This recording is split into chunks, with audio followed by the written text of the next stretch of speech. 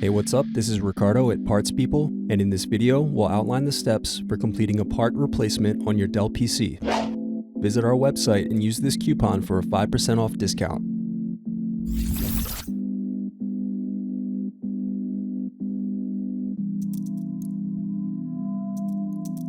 Unscrew and remove bottom base.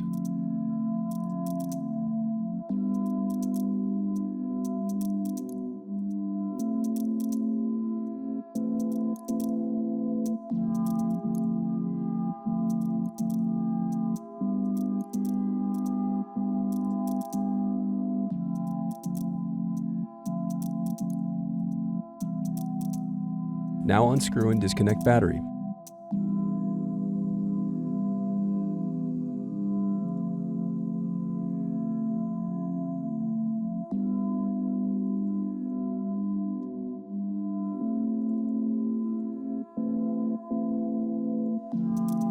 Then unscrew and disconnect wireless card.